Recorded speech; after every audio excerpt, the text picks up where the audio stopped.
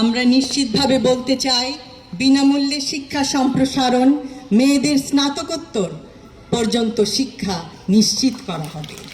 কোনো কন্যা শিশু আর মন খারাপ করে থাকবে না যে কখন তার সমস্ত স্বপ্ন চুরমার হয়ে পড়ে যাবে। আজ চিন্তা হচ্ছে সেই কর্মজীবী মহিলা কথা এবং কলেজ ইউনিভার্সিটির সেই ছাত্রীর কথা যাকে প্রতিক্ষণ শিকার হতে হয় অস্বস্তিকর অন্যায় ব্যবহারে, যে স্বস্তিতে যাতায়াত করতে পারে না। হাজারো লক্ষ গার্মেন্টস কর্মী বোন যাদের রাতের অন্ধকারে চলাচলে নেই নিরাপত্তা, তারাও চায় সচেতন মাতৃত্বকালীন ছুটি। আমরা নিশ্চিত করতে চাই তাদের সবেতন 6 মাসের মাতৃত্বকালীন ছুটি। আমরা নিশ্চিত করতে চাই নিরাপত্তা এবং তাদের সুরক্ষা, নিরাপদ আবাসন ও যাতায়াত ব্যবস্থা, কর্মস্থলে ডে কেয়ার সেন্টার। প্রত্যেকটি মা নিশ্চিন্তে তার কর্মস্থলে কাজ করতে পারবে।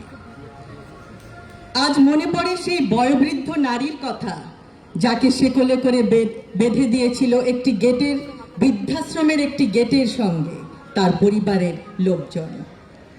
সেই মায়ের প্রতি আমরা জানাতে চাই, পিতামাতার ভরণ পোষণ আইনের কার্যকর বাস্তবায়ন করা হবে। আজ মনে পড়ে সেই হতভাগা গৃহিণীর কথা যিনি আত্মহত্যার পথ বেছে নেয়। কেন? কারণ ছেলে মেয়েদের তিনি অন্ন সংস্থান করতে পারেন না।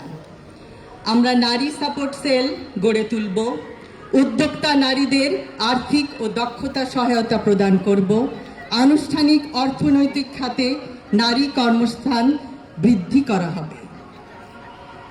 সুপরিকল্পিত রাজনৈতিক পরিকল্পনার মাধ্যমে অবশ্যই সমস্যার সমাধান সম্ভব। আজ আমাদের বহু আলোচকবৃন্দ, আমার সহ আলোচকবৃন্দ বিভিন্ন সমস্যার কথা জানিয়েছেন এই এলাকার।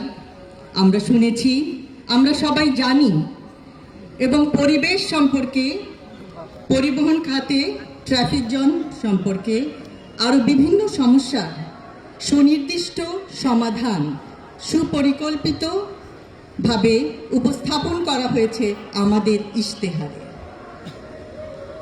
আমরা পরিশেষে এই আয়োজক কমিটির প্রত্যেকটি সদস্যকে জানাই আন্তরিক ধন্যবাদ।